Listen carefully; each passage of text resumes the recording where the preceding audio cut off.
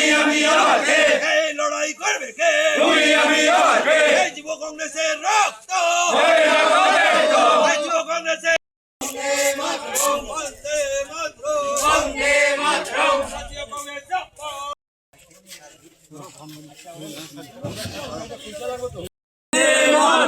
গুন্ডা বাহিনীর মদত দাদা মানিক শাহ,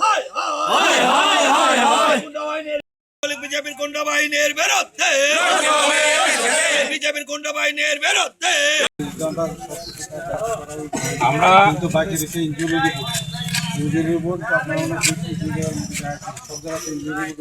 আপনারা সকলেই অবগত আছেন, গত 25শে জুলাই আমাদের যুব কংগ্রেস কর্মী এবং এনএসওয়াই সভাপতি বিজেপির গুন্ডা বাহিনীর কাছে আক্রান্ত হয়েছিলেন।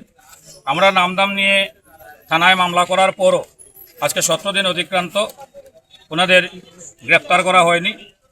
এই দুষ্কৃতিকারীদের গ্রেপ্তারের দাবিতে আজকে আমাদের পথ অবরোধ ছিল। আমরা দুপুর 12টা থেকে পথ অবরোধে সামিল হয়েছিলাম।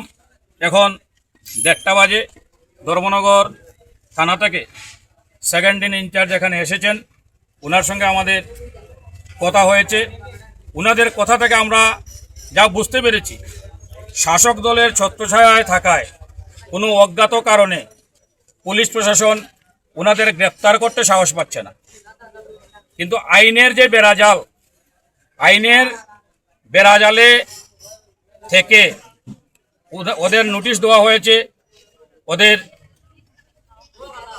বিএনএস অ্যাক্টে 60 দিনের মতো চার্জশিট দিতে হবে, এই কথাগুলো ওনারা আমাদেরকে বলছেন।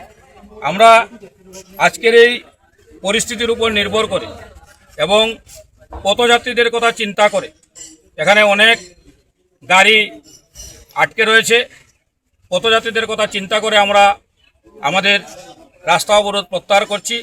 আমরা বলেছি, অবিলম্বে যদি বিজেপির গুন্ডা বাহিনী, যারা ধর্মনগরের নবনির্বাচিত বিধায়কের প্রচ্ছন্ন মদতে ধর্মনগরে অরাজকতা কায়েম করে চলছে, তাদের যদি অবিলম্বে গ্রেপ্তার করা না হয়, আমরা পরবর্তীতে পুনরায় আন্দোলন সংগঠিত করব। যতক্ষণ পর্যন্ত আসামিদের দৃষ্টান্তমূলক শাস্তি প্রদান করা হবে না, আমরা আমাদের আন্দোলন চালিয়ে যাব। স্বাদে ভরা ঘিয়ের সুবাস লংতরায়, কি ভালো খেতে। শুদ্ধ ঘিয়ের আবেশ ভরা লংতরায়, অপূর্ব সুগন্ধ, পুষ্টি ভরা ঘিয়ের খাবার, গাওয়া ঘি প্রিয় সবার লংতরায়। একেই বলে বিশুদ্ধ ঘি।